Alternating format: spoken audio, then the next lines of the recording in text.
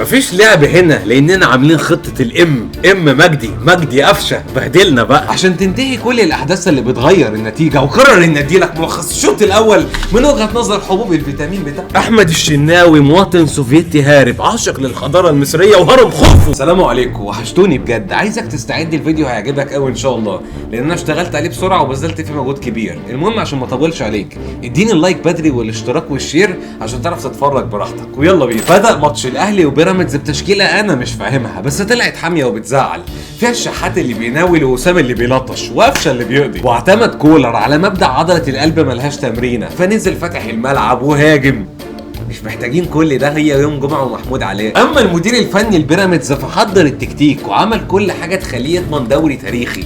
اديك تقول ما خدتش يا ناكر الجديد. المهم الشوط الاول كان شوط نضيف كده ومليان كرة حلوه من اللي مفتقدينها دي، وبدات في الدقيقه 16 بعد نفحه من الضغط العالي ومجموعه لمسات حلوه بين حسين الشحات وطاهر محمد طاهر وعبد الفتاح، تتختم عند الشحات على الوينج اللي يعطيها التوزيعه، يهرب وسام وهوبا 1-0 لله. وانتهت في الدقيقه 24 بعد باص واحد بس من وليد الكارتي توصل لستيفان كلاماتا اللي هوبا 1-1 لبيراميدز عشان تنتهي كل الاحداث اللي بتغير النتيجه. وقرر ان اديلك ملخص الشوط الاول من وجهه نظر حبوب الفيتامين بتاع مالك يا بيبو، واخد الوضعيه المقلقه ليه؟ ريحه الشناوي كلها عبد المنصف خالص، حماس غير مبرر بهدفين لكن بلا قضيه. كما قال الحكيم البوس ما بيجيبش عيال. انت ايه بجد؟ ابراهيم نور الدين الاسباني لقطه حصريه نادره لظهور مصطفى فتحي في المباراه لكنه بيحاول يخبي نفسه برضه. مفيش لعب هنا لاننا عاملين خطه الام مجدي قفشه بهدلنا بقى. مصطفى فتحي ايه يا اسطى، انت ناوي تخلص باقة الظهور كلها في اول 3 دقايق؟ مفيش احلى من انك تسيب اللعب يمشي، وهو لو كان خيرا لبقى.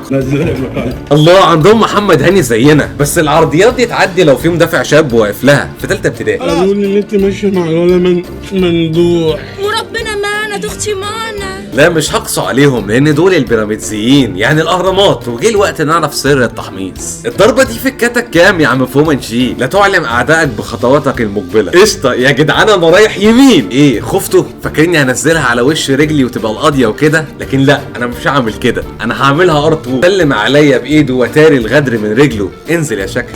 شكيت بدمع الندم وجيت بقولي جنيت بايدي انا على روحي، انا عخنوقي. ما تلعبوش في الثوابت بقى، كور موظفين ايه اللي في يوم الجمعه؟ محدش مراقب وسام ليه؟ ما ينفعش، ده من الارض اللي لما حد بيضايقهم بيمسكوه ويعملوا له نفق ويفشخوه. محدش عايز يقطعني ليه؟ هو مفهمكم ان جوه البلف في كتاب دين؟ اقدم لكم قعده الطبليه، ودي ما بتعديش اي طبق فول وبتصد اي طبق بصاره. انا من كوبري بيراميدزاوي وكنت بهرب من الجامعه عشان اتابع الليجند علي جبر. واحد غيره وقعته، يخرب بيتك يخرب بيتك، وقعته. ما انت لبست المطب يا عم. الحمد لله على السلامه. وحان الوقت اننا نوصل بقى وتديني اللايك والشير عشان دي اللحظه اللي بقول لك فيها اثناء متابعتي للشوط الاول والثاني لفت انتباهي لاعب يهوى الكلين شيت دون استغلال ما يهواه. اللاعب اللي شباكه ما عرفتش الامان، اللي في التوقف الدولي والكورونا، الاخطبوط الوحيد اللي بايدين احمد المشناوي. وما لقيتش سبب لكل ده، وده اللي خلاني الجا للصحفي الكبير ابو المهازل. اهلا وسهلا بكم اعزائي المشاهدين في حلقه جديده من برنامجكم اسرار وخبايا المستديره. وعدت لكم باكتشافات جديده هتغير من مسار الكوره في مصر، خط بحري وقبلي. احمد الشناوي مواطن سوفيتي هارب عاشق للحضاره المصريه وهرم خوفو. فلو بصينا على ميلاد احمد الشناوي سنجد ولد في مايو عام 1991. 1991 هو العام الذي اعلنت به جورجيا استقلالها عن الاتحاد السوفيتي. الاتحاد السوفيتي روسيا التي احيت سفارتها في مصر ذكرى البحاره الروس في بورسعيد التي بها نادي المصري البورسعيدي الذي بدأ به مسيرته احمد الشناوي. طاير يا هوا، طاير على المينا، راجع يا هوا، مين مستنياه؟ خد الحضاريه المركبه. اكتشفت روسيا في منطقه الاورال الروسيه جبل يشبه الهرم خوفو الذي بمصر، الهرم الذي يدعى بيراميد بالانجليزيه وبجمعه اصبحت بيراميدز هو نادي في مصر. بيراميدز الذي يلعب به احمد الشناوي الان. طب خد الناحيه المتبعثره. بالنظر لعمر احمد الشناوي سنجد 33 عام، وبالنظر للمركز الذي يلعب به احمد الشناوي سنجد حارس مرمى، يعني سنين زائد 33 اصبحت 35، وبطرح ال 35 من 1991 وهو العام الذي ولد به احمد الشناوي سنجد الناتج 1956. العدوان الثلاثي على مصر الذي تدخل الاتحاد السوفيتي لإنقاذ مصر منه، والذي قامت به المقاومة الشعبية ببسالة في بورسعيد التي ولد فيها أحمد الشناوي. وبشق الخيوط إذن أحمد الشناوي مواطن سوفيتي هارب عاشق للحضارة المصرية وهرم خوفو. بشكر الكابتن الكبير اللامع مهند على الاستضافة الجميلة دي، وبوعدكم بالظهور في حلقات جديدة من برنامجكم اسرار وخبايا المستديره. سلام. الحمد لله على السلامه. ده الوقت اللي بحكي لك فيه اللي حصل في الشوط الثاني. الشوط الثاني كان مليء بالهوش والنوش والحيكي والميكي والقضيه. الله حلو قوي القضيه.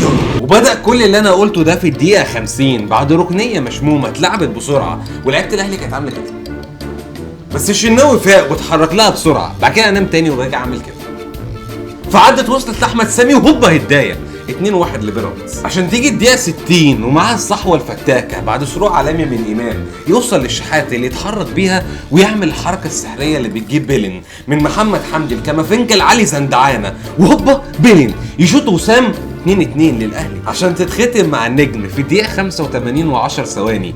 ترجع كره من غير راس باقدام كريم فؤاد توصل لقفشه اللي ياخدها ويعدلها ويديها الارتو بالذكريات القاضيه الجميله الحنينه السعيده اللذيذه اللي انا كنت عايش في وقتها ايام جميله والله. تدخل و3-2 للاهلي عشان تنتهي الاحداث السعيده. وقرر ادي لك ملخص الشوط الثاني من وجهه نظر المنديل ده. كابو انتوا موجودين بجد. كانت اهلي زمالك اسماعيلي مصري اتحاد محله بيراميدز ازاي بقى؟ بطلي تتحرق بطلي حرام مش بيلين. 14889 رقم شكاوي الفيفا. استعد عشان تسنطر بقى. لازم تبقى عارف يا وسام ان لقبي الحارس الاسمنتي شفت ما بترميش ابعد من 2 سم ويا ريته في الصح. فلازم تستغرب وتدقق فيه، ما انتوا ما عندكوش الاحجام دي. ده كان بينزل يقرقش عظام اللعيبه زمان. هيحاولوا يستفزوكوا عشان هما كده عارفين ان هما بيلعبوا بره ارضهم، فهيحاولوا يموتوا الماتش. كل دول شمال اسيا كده. وهوب بوم اسلام. الباشا جالكوا ديكوا فوق انتوا ركنتوا. ما طلع العيب مش فيا وبيجيبها لوحده اهو. ليه اديتني كل حاجة وفي لحظة خدت كل حاجة؟ ليه؟ الحمد لله على السلامه. انا جاي اقول لك شكرا وتسلم على وجودك عشان كملت معايا الفيديو لحد الاخر. ولا خير فينا ان نسينا، وانت فاهم انا قصدي على ايه. وما تنساش بقى ان انت تعلق لي وتقول لي رايك في المحتوى وتديني اللايك المتين وبس كده. انا كده خلصت. سلام.